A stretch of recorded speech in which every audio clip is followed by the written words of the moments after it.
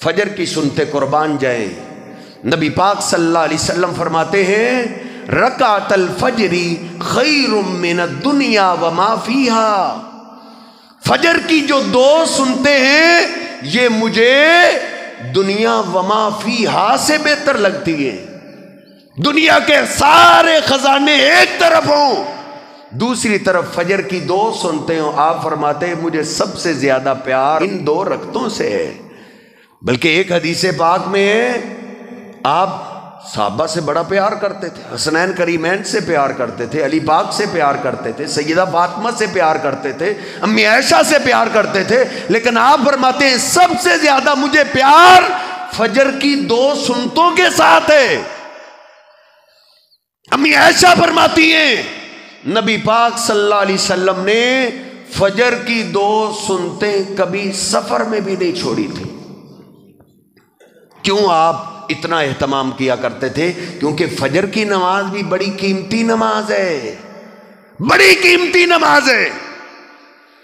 قرآن پاک میں اللہ نے فجر کی نماز کی بھی قسم اٹھائی ہے، والفجری، مجھے فجر کی قسم ہے، وقرآن الفجر ان قرآن الفجر کان مشہودا، اللہ فرماتے ہیں فجر کی نماز کا قرآن سنا کرو، کیونکہ اس نماز پہ فرشتے بھی قرآن سنتے ہیں۔ جو فرشتے دن اور رات کو تبدیل ہوتے ہیں وہ یا عصر پہ تبدیل ہوتے ہیں یا فجر پہ تبدیل ہوتے ہیں۔ فجر پہ بھی فرشتے جمع ہو جاتے ہیں مسجد میں، جنہوں نے رات گزاری ہوتی ہے وہ بھی فجر کی نماز مسجد میں پڑھتے ہیں، اور جنہوں نے دن گزارنا ہوتا ہے وہ بھی مسجد میں نماز پڑھتے ہیں۔ اللہ کہتا ہے یہ حاضری کا ٹائم ہوتا ہے، اس میں غیر حاضری نہ کیا کرو۔ اور نبی پاک صلی اللہ علیہ وسلم نے پھر کتنی سختی کی فجر کی نماز پہ، آپ فرماتے ہیں منافق آدمی پہ سب سے بھاری چیز فجر کی نماز ہے۔ فجر کی نماز سے بھاری کوئی چیز نہیں ہے منافق آدمی پہ، اس کے لیے فجر کی نماز پڑھنا بڑی مصیبت ہے۔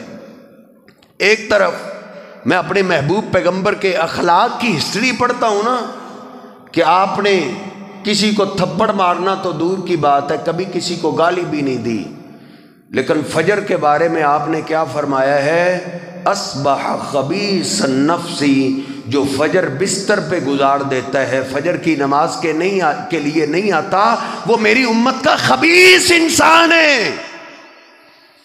ابھی میں نے بخاری شریف میں 2 جگہ یہ روایت پڑھی ہے، میرے پیغمبر نے اس کو خبیث کہا ہے جو فجر کی نماز نہیں پڑھتا۔ شیطان کی غذا گندگی ہے، خباثت ہے۔ تیرا بیٹا اگر فجر کی نماز پہ حاضر نہیں ہوتا، تیرے محبوب پیغمبر نے اس کو خبیث کہا ہے۔ بچا لے خباثت سے اپنے بیٹے کو، وگرنہ شیطان تیرے بیٹے کو ایسا شکار کرے گا، پھر تیری ساری زندگی کی پونجی تیرے بیٹے پہ لگ جائے گی۔ شیطان اس سے ایسا بھیانک جرم اور کام کروائے گا، تیری کمائی اور جائیداد لگ جائے گی بیٹے کو چھڑانے پہ۔ اصبح خبیث النفس، وہ میری امت کا خبیث انسان ہے جو فجر کی نماز نہیں پڑھتا۔ اس لیے نبی پاک صلی اللہ علیہ وسلم نے فجر کی سنتوں پہ اتنی تلقین کی ہے کہ جو فجر کی سنتوں کو ٹارگٹ بنا لیتا ہے نا، کہ میں نے فجر کے فرضوں سے پہلے سنتے پڑھنی ہیں، پھر وہ فرضوں میں پیچھے نہیں رہتا، اس کی رکھتے نہیں رہتی، رکھتے رہتے ہی ہم وہ نادانوں کی ہیں جن کا سنتوں پہ کوئی خیال ہی توجہ ہی نہیں ہے۔ رکعت الفجر خیر من الدنیا وما فیہا، آپ فرماتے فجر کی 2 سنتیں ساری دنیا سے بہتر ہیں۔ صحابہ کرام فجر کی سنتیں فرضوں سے پہلے پڑھا کرتے تھے۔ کتنے سال اور کتنے صحابہ، میں نے حدیث کی ساری ہسٹری پڑھی ہے، صرف ایک صحابی مجھے ملا ہے، صرف ایک، جس کی فجر کی سنتیں پہلے رہ گئی ہوں، صرف ایک صحابی، اور کوئی بھی نہیں تھا جو فجر کی سنتیں بعد میں پڑھتا ہو۔ وہ بھی نبی پاک صلی اللہ علیہ وسلم نے نا فجر کے فرض پڑھائے، اور فرضوں کے بعد دیکھا ایک آدمی نماز پڑھ رہا ہے، آپ اس کے پاس چلے گئے، آپ نے پوچھا فجر کے 4 فرض تو نہیں ہوتے، 2 ہی ہوتے ہیں جو آپ نے ہمارے ساتھ پڑھ لیے ہیں۔